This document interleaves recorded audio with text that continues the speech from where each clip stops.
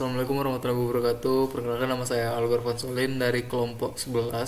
Pada video ini saya akan menjelaskan proses analisis pada UTS untuk mata kuliah penambangan data dengan topik itu deteksi outlier. Untuk datasetnya itu dataset pembelian obat. Di IPN atau di kolab ini, proses pertama itu adalah pembersihan atau pra pemrosesan data. Jadi data awal yang diberikan oleh dosen itu datasetnya itu tidak terstruktur, di mana setiap kolom itu seperti tanggal, nomor transaksi, jumlah masuk, dan nilai masuk itu nggak sejajar dengan benar.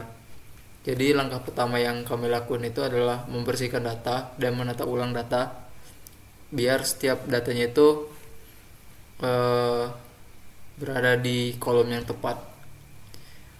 Proses ini meliputi itu ada menghapus baris kosong dan header yang duplikat.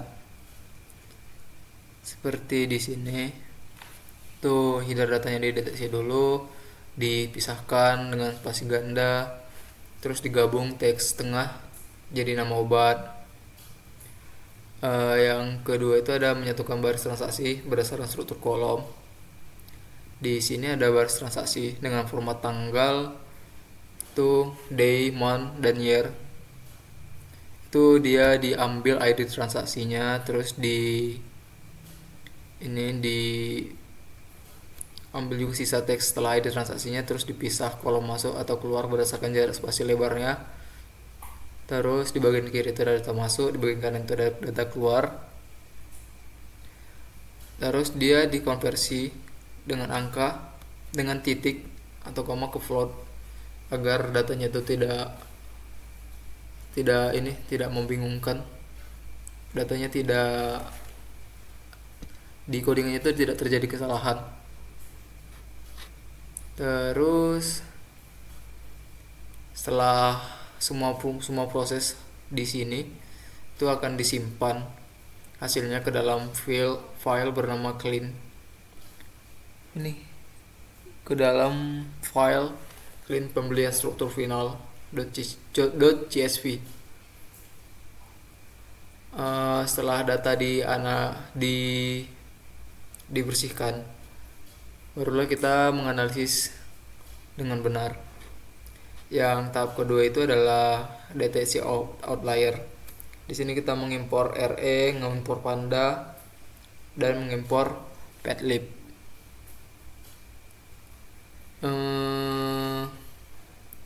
Metode yang kami gunakan untuk mendeteksi outlier ini adalah IQR atau interquality range.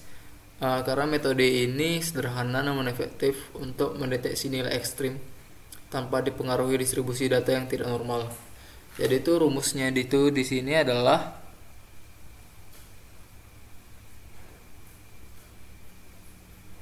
mana? Rumusnya di sini adalah Q3 dikurang Q1. Untuk batas bawah yang kami buat itu adalah Q1 dikurang 1,5 kali IQR. Untuk batas atasnya itu adalah Q3 tambah 1,5 kali IQR. Jadi dari perhitungan yang diperoleh itu hasilnya adalah Q1 itu 10, Q2 itu 30, IQR itu 20. Jadi batas bawahnya itu adalah 0 dan batas atasnya 60. Jadi artinya di sini kalau transaksi dengan jumlah yang lebih dari 60 itu dikategorikan sebagai outlier. Untuk rumus outliernya tadi itu ada di sini. Ntar kita import library dari import Panda, import Matplotlib, dan lain-lainnya. Kita buat atau kita tentuin batas bawahnya itu ada di Q1 kurang 1,5 kali IQR. Di batas atasnya itu ada Q3 tambah 1,5 kali IQR di sini. sudah ke metode visualisasinya. Nah, untuk visualisasinya akan dijelaskan oleh teman saya.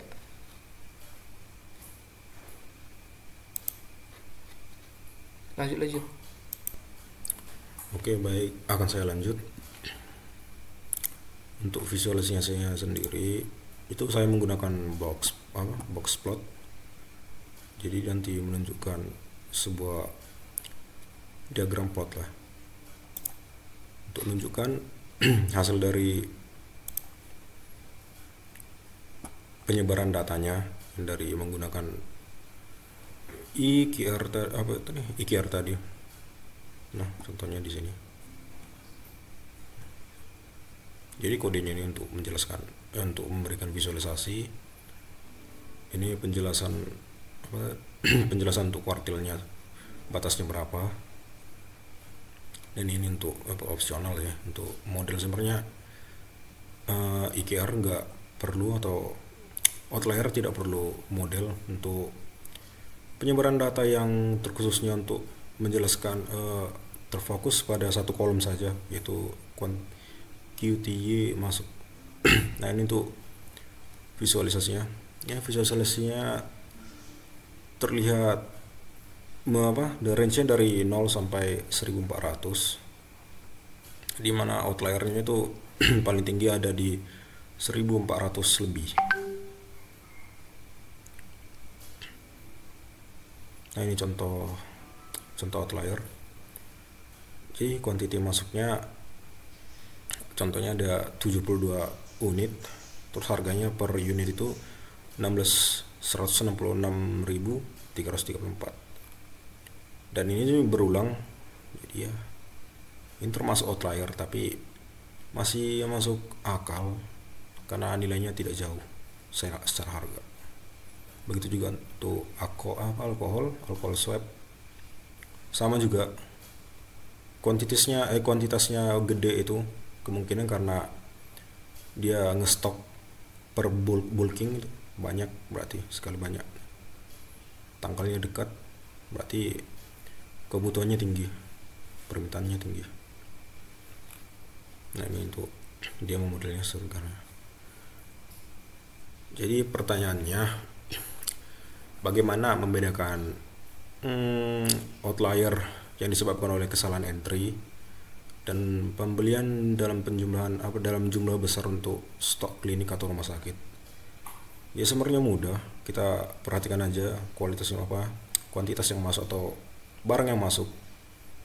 Jika memiliki nilai yang mirip, berarti memang ngestok secara besar-besaran. Terlebih lagi kita harus memperhatikan harganya. Jika masih sama untuk harga per unitnya, berarti memang kuantitasnya di stok banyak. Dan begitu juga untuk yang lain, karena ini cuma untuk contoh, berarti kita bisa mengasumsikan outlier yang lain juga seperti itu.